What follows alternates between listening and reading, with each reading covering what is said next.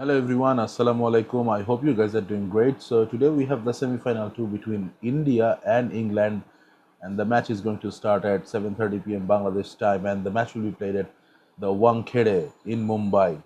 So whoever wins tonight will be joining New Zealand in the final, which will be played on 8th of March in Ahmedabad. So we had the semi-final one yesterday, and congratulations to New Zealand for making it to the final of this year's ICC Men T20 World Cup. Although I was rooting for South Africa, but in my video, I also said that I was a bit worried, in fact, that if the Kiwi openers gets back into the form, and out of all the day they chose to came back together yesterday, and what an innings by Finn Allen. Congratulations to New Zealand team, and congratulations to Finn Allen for putting up this show yesterday night. So let's talk about today's match, that is the semi-final two between India and England. Let's talk about the Indian journey so far.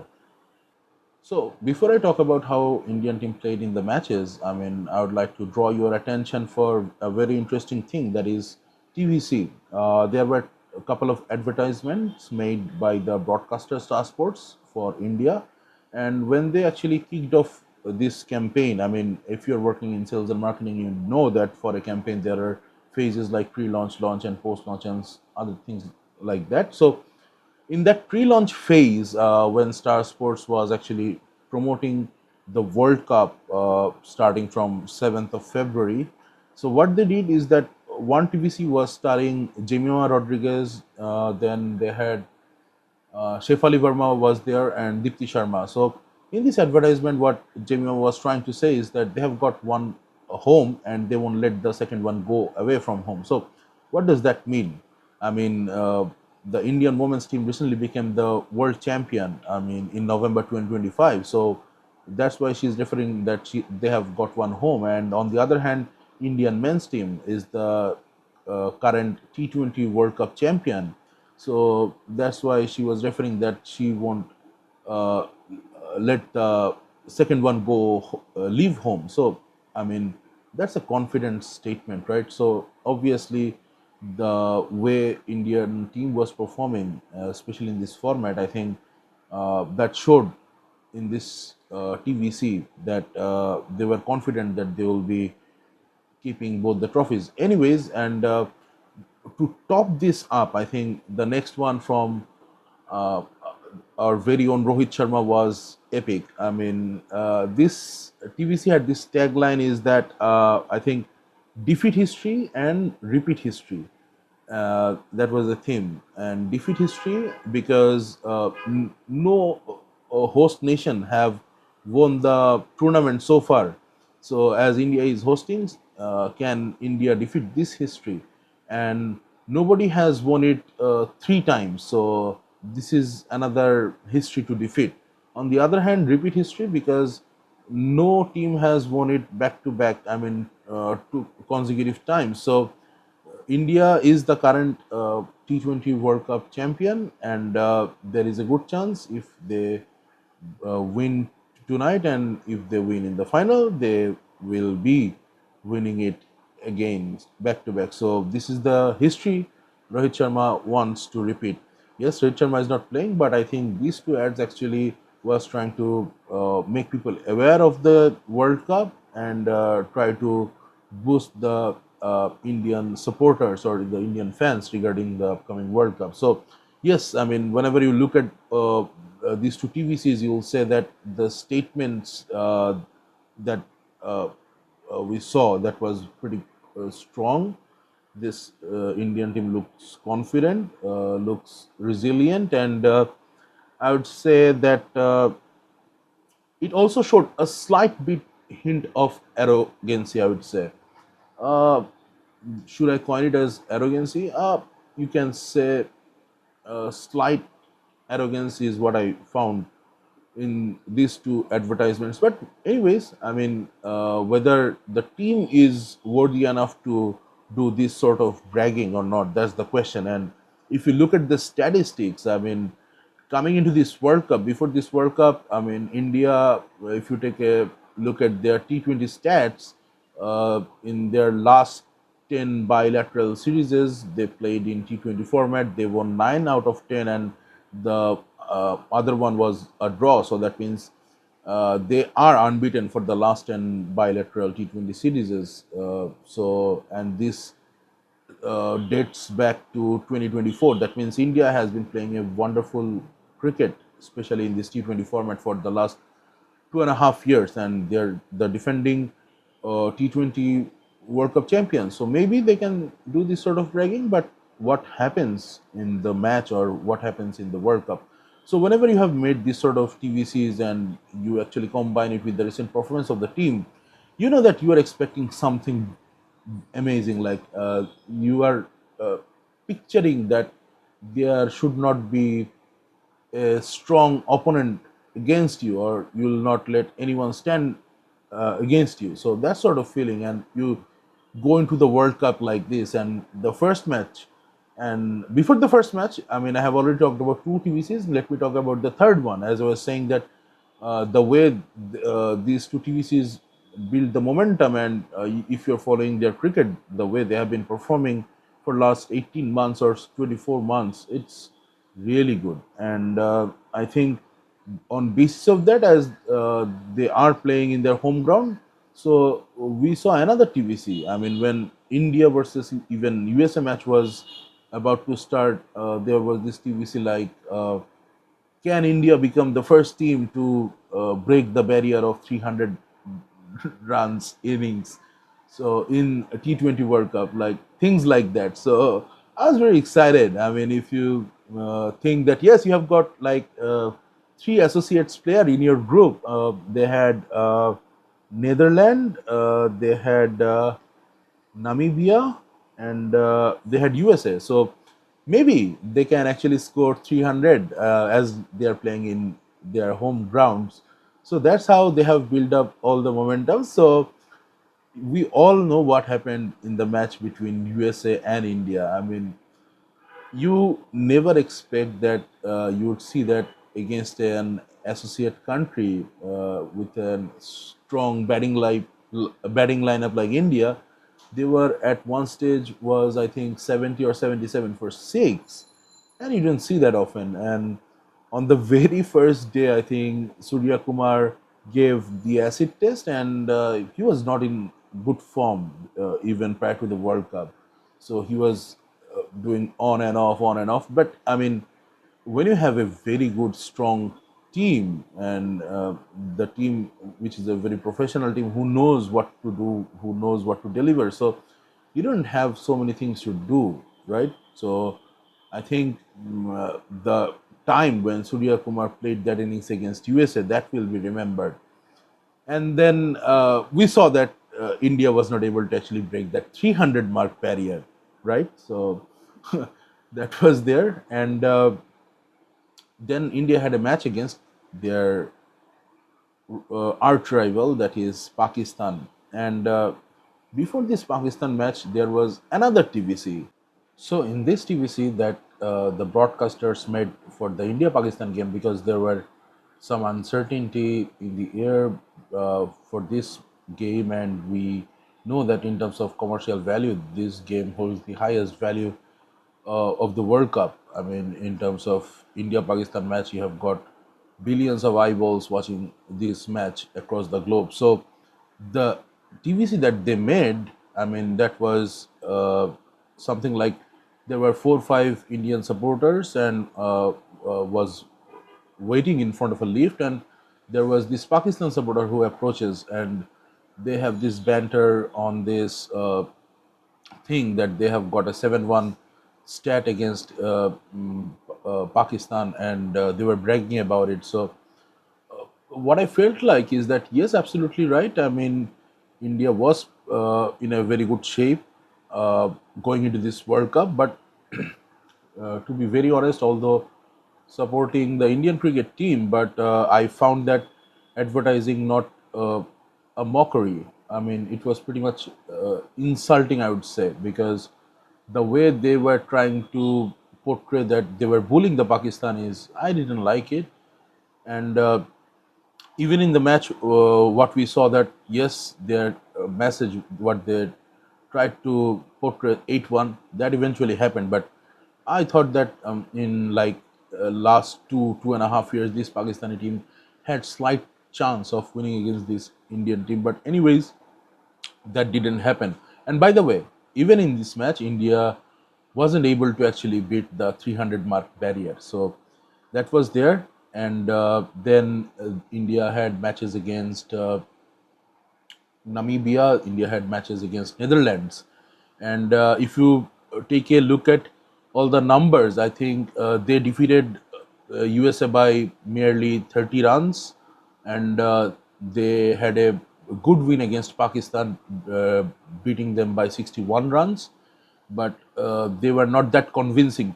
One thing, when you see the momentum that was built before the World Cup and the way Indian team actually started playing in these World Cup matches in the group stages, I don't think that they have played a complete game, at least in the World Cup stages. And we all know that the answer or probable answer to this question, and the question why they haven't performed to this level, and one of the answers would be that because Abhishek Sharma didn't fire in the top, so perhaps that's the reason why.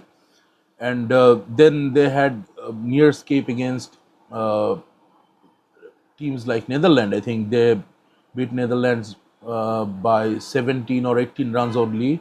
And their last match, I mean, in all the matches that was being played against India, the broadcasters were airing that whether India can be the first team to break the 300 run mark barrier. I mean, like, seriously. If you see the opening match, you would not dare to say this sort of thing. I mean, that was a very shaky start from India. Anyway, so they also beat Namibia in their last match of the group stages. That was also a very big win. In fact, their biggest win in this year's group stage. They defeated Namibia, I think, with more than 90 runs margin. So they became the group topper and moved to the Super 8. And you know who India faced Super 8 in the first match? That was South Africa. And here comes the story of another TVC. And I think this is where the TVC has come to a sad end so far, or the pattern has certainly changed after that match. Uh, Before that India South Africa match in the Super 8, there was this TVC where that was between one Indian supporter and one South African supporter, and it was with a cupcake. And this was also full of banter and things like that. But the message was that South Africans are likely to choke again, and as India have actually defeated them in the last World Cup final, and where they actually choked. So even this time, they can have the cupcake, and they will not be getting the trophy and things like that. So once again, I mean, yes, we understand. I mean, you didn't have a very good start to the group stage matches, but eventually you made it to the top. But once again, you had actually making a TVC where you are trying to showcase your supremacy and against a team like South Africa. Well, that was some bragging. And we saw the results. And before the World Cup, I think in all my videos, I have said it couple of times again and again that there are two teams who can. I think there are two teams who can comprehensively beat India on any given day in this T20 World Cup. That is, one would be South Africa and one would be New Zealand, and that's before the start. And my reasons were pretty simple because these two teams are good T20 playing teams, and they have spent good amount of time in these conditions. They have played against these Indian players. They have played in different parts of the world, especially in these IPL leagues the South African SA T20 leagues, and in so many places. And I mean, with the performance what these teams have shown in recent past, I think South Africa and New Zealand were both, in fact, are both able to beat India on any given day, and that we saw in the Super 8 matches. So that was a big loss for India in the Super 8 against South Africa. In fact, in the Group 8 match, South Africa thrashed India and winning the match with a margin of over more than 70 plus runs. So that put India into a position where, I mean, they were actually hoping that other results go into their favor, because yes, I mean, you can lose a match, but whenever you are losing in a Super 8 stage match with a margin like 70 odd runs, I mean, that's going to destroy your net run rate. And that actually happened for India. And for that reason, I mean, they had to uh, play really well. They had to win against Zimbabwe, and they had to win convincingly. And after that, I mean, the win against Zimbabwe, because they also scored 250 odd runs in that match, and we saw that Abhishek Sharma and other players were coming into form, and we saw some glimpse of the capacity or the strength of the Indian batting team that we wanted to see from the game one that we didn't get to see in the group stage matches. And I think up to that level on that match against Zimbabwe, we saw some potentials of this Indian batting lineup that they were not able to put into display till that time. And after that, with a loss in the Super 8 against South Africa, they beat Zimbabwe convincingly, and eventually they had this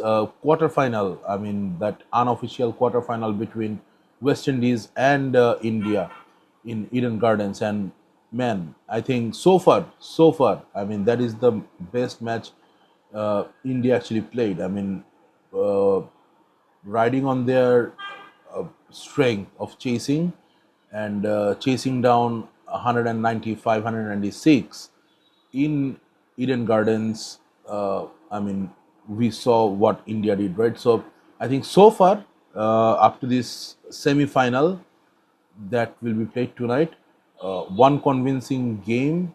Even though it was a high-scoring game, and it's not like that. If it's a high-scoring game, it cannot be a convincing game for the opponents who would be chasing, right? So India actually did really well, and once again, kudos to Sanju Samson for playing such an innings. I mean, that innings was like gold. That was pure gold. That was pure gold. I mean, uh, the we know Sanju Samson, and I have always said that whenever you see a very good batsman, and you will see that he will always find some extra microseconds while he is batting.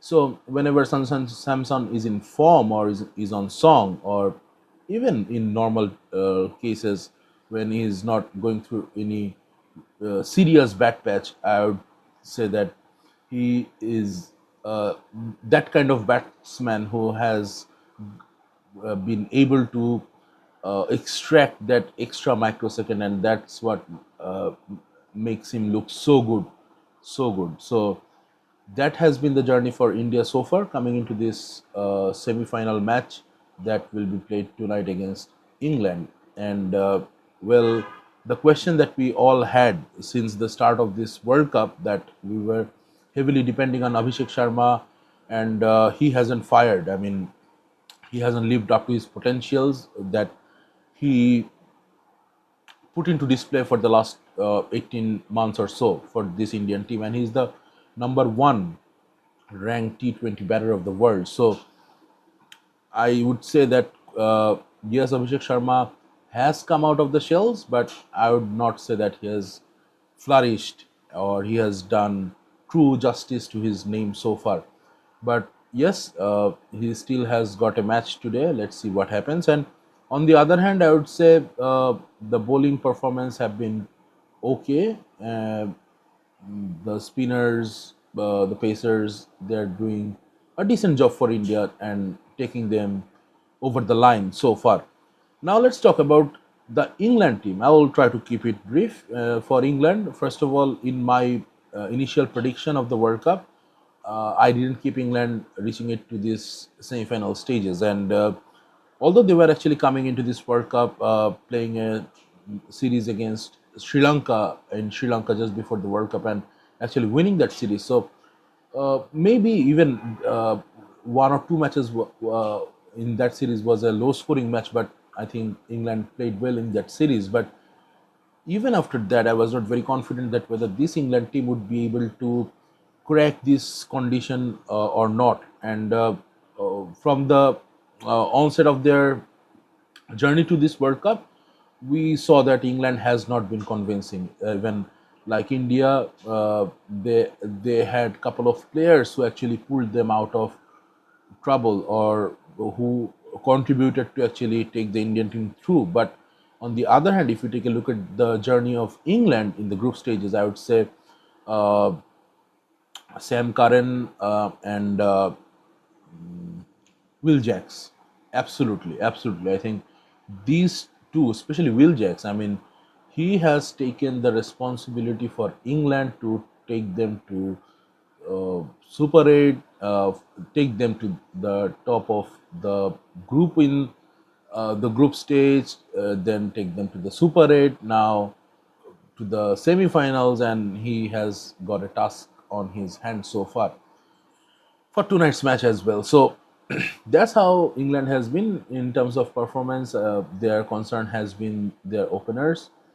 Uh, the two openers who have spent quite a significant amount of time among the other openers who are playing in this World Cup, they haven't fired together. Yesterday, we saw that what Team Seifert and Finn Allen did, and England would be hoping that their big guns like Phil Salt and Josh Butler. I mean, yes, Phil Salt had some start, but I think Josh Butler is having his worst World Cup in this year so far. Let's, as an English fan, I would say that they can expect that this can be today. Like the Kiwi openers decided that they will perform in semifinals. Maybe tonight is the day for the English openers to stand up because they have got everything. I mean, they are talented batsmen. They have got the experience. They have got the experience of playing in these conditions against these bowlers, and right. And the team is also backing them up in the top. So if in England needs to make a dent, I think their openers need to play well, which they are not doing at this moment. On the other hand, as I was saying, that the journey for England has been resting on the shoulder of Will Jacks. He is actually taking the lead and actually guiding the team through to the victory. Uh, in fact, I think he has been awarded man of the match in four matches so far. So he is on the run to maybe making it to the man of the tournament. I don't know, but he is someone in the journey for England. He has been instrumental. On the other hand, I think in the Super 8 stages we saw a very good innings. I mean, as the first T20 captain to score in World Cup, we saw the beautiful 100 by Harry Brooks, and I think that confidence that he got that came from the match against Pakistan. I think because in that match Harry Brooks also played really well, and he changed his position. He moved up to the batting line, and he just delivered. And that's when I felt like yes, now the pressure might be uh, getting divided. I mean, it was only Will Jacks, then Harry Brooks came into the party. But in terms of bowling, I would say that yes, bowling has been good for England. I mean, when you compare it against their batting lineup in up to this semi-final stage, I would say that their bowling has been well so far. On the bowlers like Jofra Archer, then we saw Liam Dawson, Adil Rashid. Adil Rashid was expensive in some of the games, but still he has taken wickets for England. Jofra Archer is bowling at a fiery pace, so That's where the England team is at now, coming into this semi-final tonight. So if I have to pick players to watch out for tonight's match from India, I'll pick Abhishek Sharma, then Tilak Verma, then Surya Kumar Yadav, then Jasprit Bumrah and Ishan Kishan. And apart from Abhishek Sharma, my reasons are very simple. Is that the match is going to be played in Wankhede, and we know that Surya Kumar Yadav, then Tilak Verma, then Jasprit Bumrah plays for Mumbai Indians, and also I forgot. Sorry, my bad. That is Hardik Pandya. So this Mumbai Indians squad is going to be crucial for India coming into this match, and to these players from the Mumbai Indians squad, I would be adding Abhishek Sharma because of his record against England, and I think he scored a brilliant 100 last year against England. And I will keep Ishan Kishan. Although Ishan Kishan is not playing for MI, but I mean he has spent a significant time of his early days career with MI. So that's why I'll keep these players for tonight's match to watch out. And in terms of matchup, I think out of the other bowlers, Varun Chakraborty also holds a very strong record against England. But looking at the core of the Mumbai Indian players who are actually playing in tonight's match in the Indian squad, I think they will be the players to watch out for. And from England perspective, obviously, I mean Will Jacks, no doubt, Sam Curran, no doubt, because they have Will Jack has been, as I said, he has been carrying the load of this English team and has certainly taken them to this far. And on the other hand, Sam Curran has always been very effective against India. And last but not the least, the captain who has stepped up and who has shared some responsibility with the bat and looks in a good form.